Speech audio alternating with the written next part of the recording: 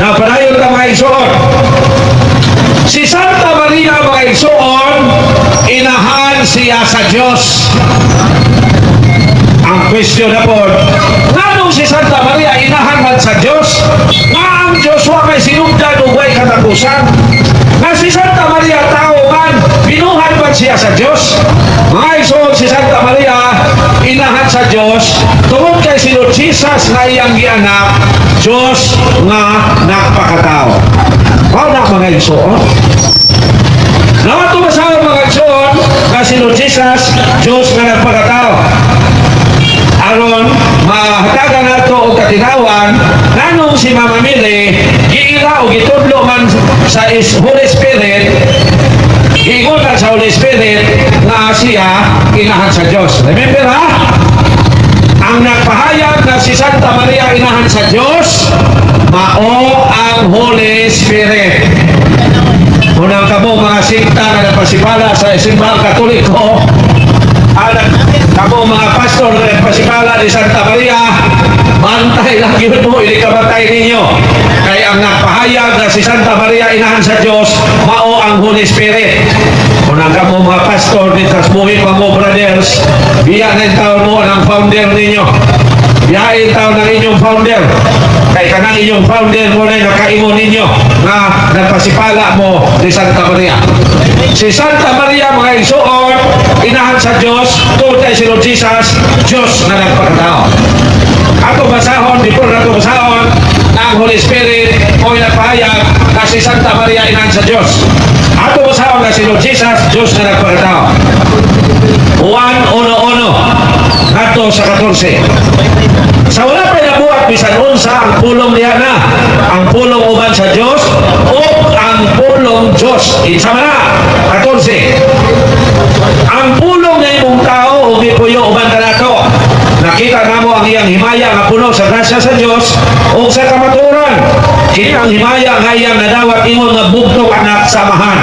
18. Diyos ba si Lord Jesus o Diyos nga anak ba si Lord Jesus? Ato basahon. Wala pa kayo tao nga nakakita sa Diyos. Ang bugtong anak nga Diyos na pinangga kayo samahan mo nagpaila kaniya. So si Santa Maria, inahan siya ni Lord Jesus. Unya si Lord Jesus, Diyos na nagpakatao. Hinungdan na ang Holy Spirit nagpahayag na si Santa Maria inahan sa Diyos. Ato basahon ang Lucas 1 San Lucas 1 no?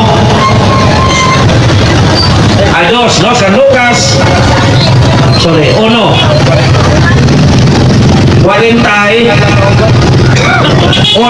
atos 42. Dili mga igsoon, ang Holy Spirit mo'y nagpahayag na si Santa Maria inahan sa Diyos. Ato basahon. Sa pagkabati ni Elizabeth sa pangumusta ni Maria, nilihok ang bata sulod sa iyang tiyan. Unya na puno sa Espiritu Santo si Elizabeth. Remember ha? Si Santa Elizabeth na puno sa Holy Spirit o gisulti sa makusog. Mulahan ka sa tanang mga babae.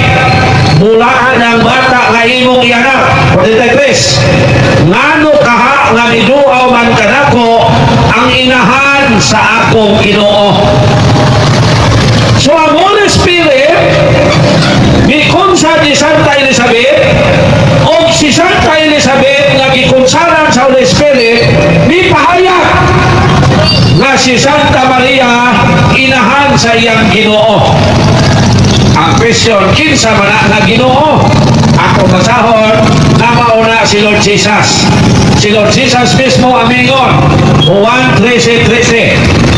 Kamu nagtawag ka na kung magtutudlo o Ginoo o gusto ka na kay mauman ka na ako. 14. Kung ako nga inyong Ginoo o magtutudlo, naghuga sa inyong mga tiil.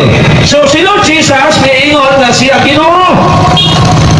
Unya din sa Blang Kasulatan mga lamang mao'y Diyos o ang Diyos lamang mao'y Ginoo. Therefore, si Mama Mary inahan sa Diyos. Now, ako basahon mga igsoon na ang Ginoo mao ang Diyos. Ako basahon ng Deuteronomio 6:4 na ang Ginoo mao ang Diyos. Unya basahon po nato sa New Testament na ang Diyos mao ang Ginoo. Ingon din Hinumdumi katawan sa Israel. Ang Ginoo o ang Ginoo lamang mao'y atong Diyos. So ang Ginoo mao ang Diyos. That is why si Lord Jesus Diyos kay siya Ginoo. Dere sa New Testament, Roma 10:12. Ato basahon mga igsoon na ang Diyos mao'y Ginoo sa tanan. Alam kini sa tanan samlit wala may kalainan sa mga Hudiyo sa dili-Hudiyo. Ang Diyos mao'y Ginoo sa tanan. So si Santa Elizabeth nga puno sa Holy Spirit o through the Holy Spirit, si Santa Elizabeth may claim o may sulti na si Santa Maria inahan sa iyang Ginoo. O si Lord Jesus mo man ang Ginoo, o ang Ginoo mo man ang Diyos, o ang Diyos mo man ang Ginoo. Therefore, gipahayag sa Holy Spirit nga si Mama Mary inahan sa Diyos. Mao na mga igsoon nga si Mama Mary gila sa mga Christians nga Mother of God. Kay si Lord Jesus, God man nga nagpakatao. Walang kamo mga Katoliko, ayaw yun mo padala sa mga sikta, ha? Mga pastor, ayaw yun mo padala. Kay binit na nga mga magtutulo. Pabilin yun mo sa simbahan. Kunya ayaw mo pagkumpiyansa. Dili magsigig pangita kwarta. Simba na tag-Domingo. Sa puling ubang mga Katoliko, sige lang pagwarta. Walay simba-simba sa Ginoo. Walang buhat niya. Walang walihan o klima o detso na to. Walang simba mo mga tag-Domingo mga igsoon kong Katoliko. Kabantay mo sa kalendaryo. Pagbuhat sa kalendaryo niya itong 15 itiko. Ano sa gibuhat ang kalendaryo? Nagtong 1582. Kinsay nagbuhat sa kalendaryo? Simbahang Katoliko. Kinsang tawana? Ang ika-137 na Santo Papa na si Pope Gregory XIII. Iyang gibuhat ang kalendaryo nagtong 1582. Mga igsoon, si Pope Gregory XIII right kaayo po nga Santo Papa, Sayantis to. Dagang mang Santo Papa nga Sayantis, dagang obispo nga Sayantis. Pero ang pinakangilngig na Katolikong Sayantis, si Pope Gregory XIII. Kaya naapsan yun niya ang dagan sa adlaw. Ang simbang Katoliko pwede na magbuhat o kalendaryo bisag 20 katuig pa na mabot. Magbuhat na karon para sa o kalendaryo para sa 2050. Mahimo na sa simbang Katoliko. Ano man? Si Pope Gregory XIII mga igsoon na kayo, nakuha yun niya ang cycle sa dagan sa adlaw. Parang grabe bright ako nga sa ito, Papa. Mauna na, nabuhat sa kalendaryo o ang kalendaryo nga itong gigamit karon, mauna gigamit sa tibok kalibutan. Kay pag-study sa ubang sayantes, ang dagan yun sa adlaw, nakuha yun ni Pope Gregory XIII. Pagbuhat sa kalendaryo mga igsoon, gikuluran sa simbang Katoliko pula ang Domingo. Aron makainomdom ta nga mauna na ang adlaw nga mosimba ta sa Ginoo. Muna kamo ang Katoliko, ako makaigsunan, simba itaw mo ka Domingo. Unsa ko ning uban nga labi ng mga amahan, malipay pagtanaw sa kalendaryo kulor na pula ay pagkaugma. Inay musayong mata kay musimba uban sa pamilya, musayo di ay mata kay muadtos kulungan kay pagkalauna abante sa sabungan. Paggawa na hinungdan ito ba? Dili musimba pero hindi kamatay uingon tayo kinsay kaabang diya kay magpabilidya di ka nagabi bihilya mauroy niya di musimba pagkamatay mamita kaabang kay bumihilya o way pare masoko kay way bumisa pero di musimba. Kaya buhay-buhay nato din upang Katoliko nga mayroon mga yung ampo sa simbahan, magpaampo sa simbahan pero di mo simba. Wala mga igsoon, ang nagbuhat sa kalendaryo si simbahang Katoliko. Munang kamo mga dili Katoliko, hinay-hinay taon mong daot sa simbahang Katoliko. Sige mong daot sa Katoliko niya, nigamit mo kalendaryo pagkaway nung nagtabawa. Sige panaw ang mga pastor, sige katake sa mga pare, sige katake sa Katoliko, pero sa ilang balay na kalendaryo, nabuhat sa kalendaryo, simbahang Katolikuan. Muna ka po mga pastor, dami na itaw ninyo pasipala ang simbahang Katoliko, kaya sa inyong balay naabya mo yung mga kalendaryo. Kaya ako kung mubi ako sa Katoliko, di yung kumugamit mo ng kalendaryo, kaya Katoliko mo'y nagbuhat ka na. Sige, panaway sa Katoliko niya, di gamit kalendaryo, na Katoliko may nagbuhat ka na. So di na kasukuhan, at walang iklaro mga igsoon, na undang na mo pasipala sa Katoliko, kamo mga pastor, kay nabya mo yung kalendaryo, Katoliko may nagbuhat ka na.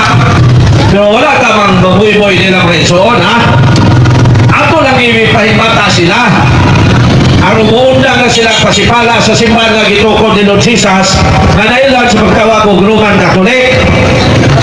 Sige, panaway sa simbahan nga gitukod ni Lord Jesus o yan ay kalendaryo sa ilang balay ang nagbuhat sa kalendaryo Santo Papa man. Walang undangin na ito kauna ninyo mga brother pastor ng pagpasipala ninyo sa simbahan. Kaya sige mo pasipala sa simbahang Katoliko, delikado yun mo pohon, no? Sa hukom sa Ginoo. So si Santa Maria mga igsoon, inahan siya sa Diyos. Kay si Lord Jesus, Diyos man na nagpakatao.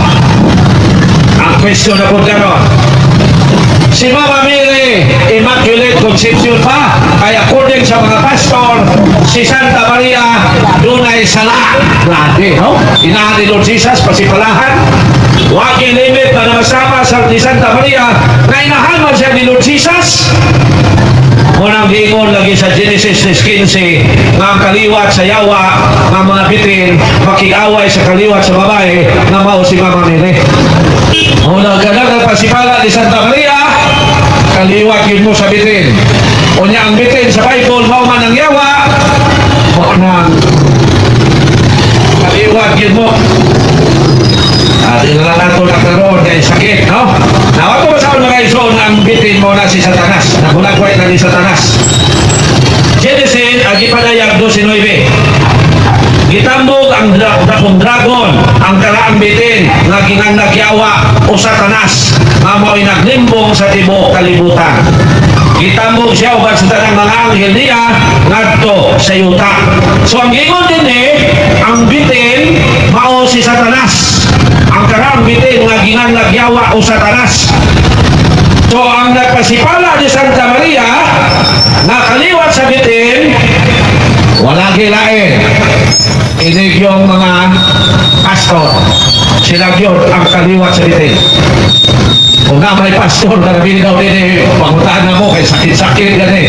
Pero never yun kung wingon na dautan ang kinabuhi nila kay parehas naman ta makasalamat ha. Pero sa pagkamagtutudlo, di ginaangay kumuha ng mga pastor kay hindi na sila magtutudlo. So gingon din mga igsoon, hitambog ang dakong dragon ang karang bitin na ginanlagyawa o Satanas, mga mo'y naglimbong sa tibok kalibutan. Hitambog siya uban sa tanang mga anghel niya ngadto sa yuta. So naroon sa kalibutan ang yawa. Gingon man din hitambog siya uban sa tanang mga anghel niya ngadto sa yuta. So ang yawa na sa kalibutan. O kay ang yawa naman sa kalibutan, mao nga dunay mga tao na nagtintal sa pagbuhat og dautan, kay ang yawa niya man sa kalibutan o mitintal sa tao. Ang question karon, asa ba karon ang yawa? So ang yawa niya sa kalibutan mga igsoon. So ang question, asa man ron ang yawa din sa kalibutan? Mga igsoon sa Old Testament, ang yawa misulod sa bitin. Pero sugad ato ang yawa wa na mubalik sa bitin. Ano man, daghan ng mga Katoliko palahubog, isugba man nila ang bitin. O nang nahadlok ang yawa mibalik sa bitin, kay basin mapilog sugba. Katapang kuning Katoliko palahubog, no? Kay ang yawa wa na musulod o balik sa bitin, kay nahadlok kasi iapilog sugba. Umanya to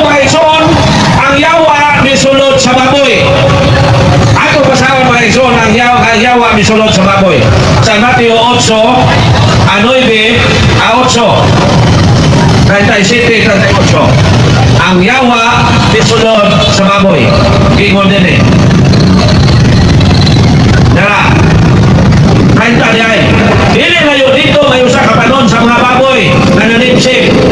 Atong sugdo, lugar sa kika ng yawa. Unya ba ito si Jesus sa 28. Sa yuta sa mga tagahoda dito sa tabok sa lanaw kung itagbo siya duha ka tao nga nanggula sa mga langop nga giimong lubnganan giyawaan kini mga tawana o pintas kayo o kay gikadukan man sila walay nangaha sa pag-agi niya itong dalana o bisingit sila anak sa Diyos o sa imong tuyo kanamo niyani ka ba aron pagsakit kanamo bisag dili pa panahon dili dayo dito mayo sa kapanon sa mga baboy na nanipsip nihangyo ang mga yawa kang Isos kung nabukod mo kami pasudla kami diyan ang panon sa mga baboy ala panulod ka mo bingot si Isos o nangato sila o nanulod sa mga baboy unya ang tigo panon niya puros pagdulog sa pangpang o nangambak sa lanaw o nangalumos ang mga baboy mga isol na gisudan sa yawa miambak sa lanaw o nangamatay tanan so kada to ang yawa wala mo balik kung sulod sa baboy kaya mga Katoliko bisag pobre basta mag-birthday litsonon man ang baboy o nanghadlok ang yawa bibalik sa baboy kay basin maapil sila litson joke na mga igsoon pero naanay litson ang question kay ang yawa wa naman mubalik sa baboy asa naman doon ang yawa na naaman sila sa kalibutan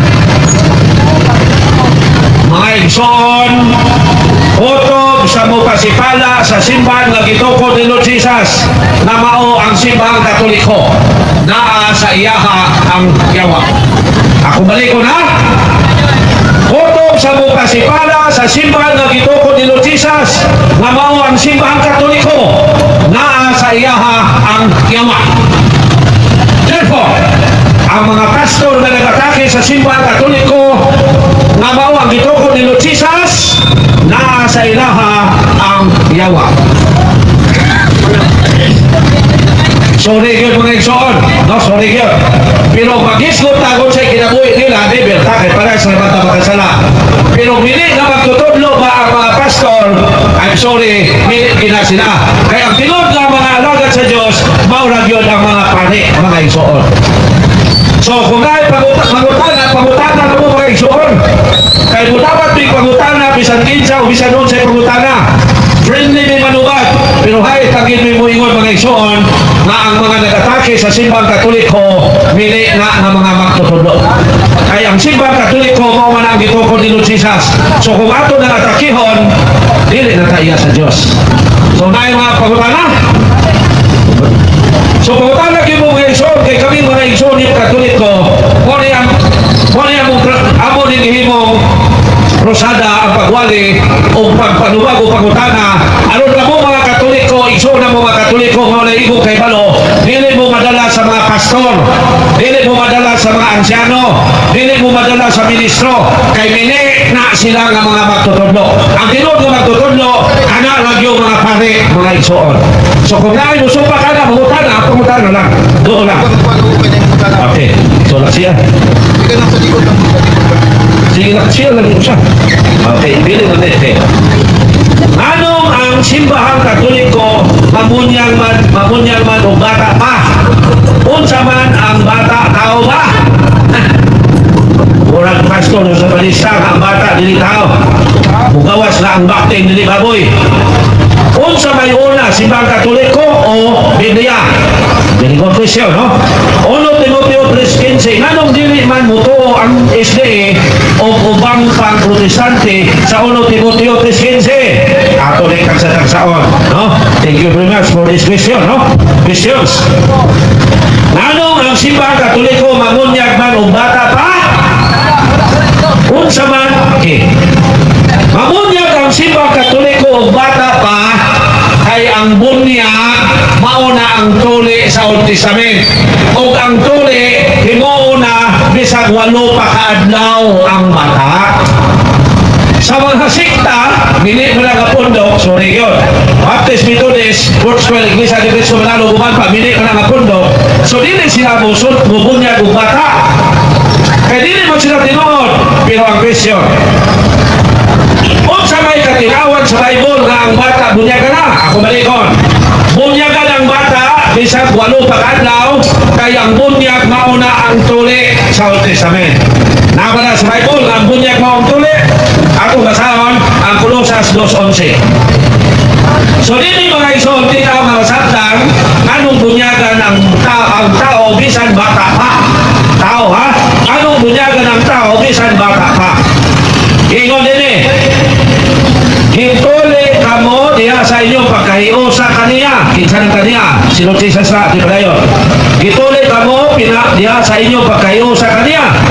Dili sa tuli na hinimo sa tao, kanang tulion ang ginatao, o dili sa tuli na iya ni Kristo.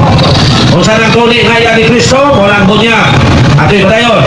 Mamoy timan na kamo na luwas gikan sa gaong ining lawas na makasasala. 12.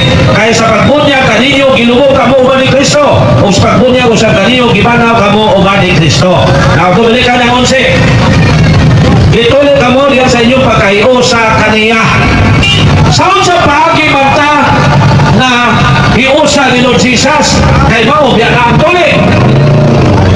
Atong basahon na mao na ang bunyag. Galatia 3:27. Gingon din eh. Gibunyagan kamo aron mahiusa kang Kristo. So paano ang tuli sa Old Testament, ha? Aron mahiusa, gibunyagan kamo aron mahiusa kang Kristo. Ug busa nakamit kamo sa kinaya ni Kristo. Now, ang tuli mao ang bunyag. Pila man ay kadlaw tulion ang tao, na bunyagan man ang tao bisag bata pa siya. Ato basahon mga ison, ang Genesis 17:9, na walo pagani kadlaw ang tao, tulion na siya. Ikan sa iyang pagkatao, o pasabot, bata pa, tulion na. Genesis 17:9. Ano masabtan nga nung bunyagan ng tao bisag bata pa. Sa sabalista, dili bunyagan ng bata ay dili tao. Gawas na bakting dili baboy. Gingon dili mga ison. 17:9. Mato sa 15. Ano masabtan yun? Ang Diyos mingon kang Abraham, kinanglan usab nga tumanon mo o sa umabot mong mga kaliwat ang kasabutan tali kanimo o kanako. Kini ang tumanon ninyo, ang kalalakinan ninyo kinahanglan nga magpatuli. Kalakinan ha, kinahanglan magpatuli. 17. Sukad karon kinahanglan tulion ninyo ang matag lalaki kung siya walo na kadlaw. So hindi mga igsoon gibase. Ang bunyag pa ang tuli o ang tuli himon man bisag walo pa kadlaw, mao nga ang bunyag himon po dayon bisag walo pa kadlaw ang bata. Mao na ang hinungdan.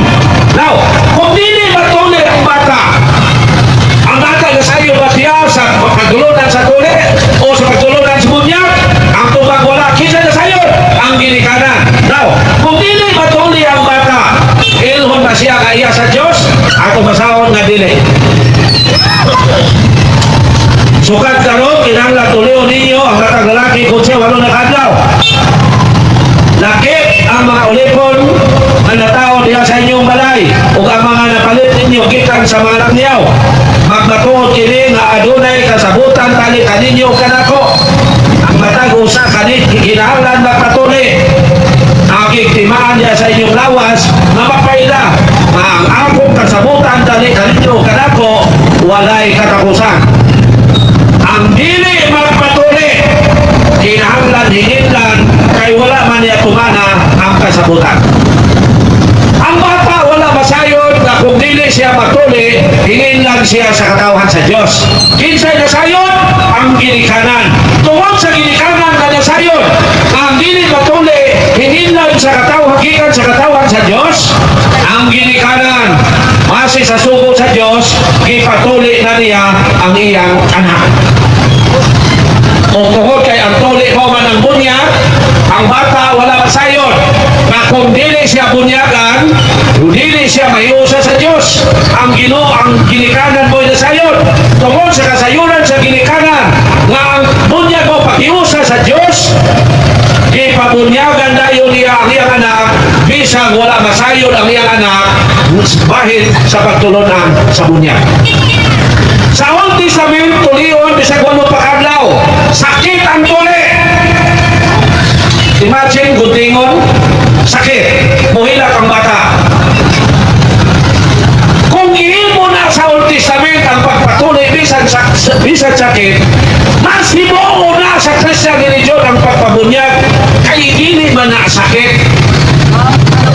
Mao na ang hinungdan, ngano ang bata pa, ngano ang tao, bisan bata pa, bunyagan na. Pero sa mga bini na mga pundo, Fourthwell Baptist Methodist Iglesia ni Cristo Marano sa Malista, Saksi ni Juba, hindi sila bubunyag anak, hindi man sila napundok sa reliyon. Pero sa tinuod na reliyon na Christian, bunyagan na tanan bisag bata pa. Kay mao na ipagtulunan sa Dios.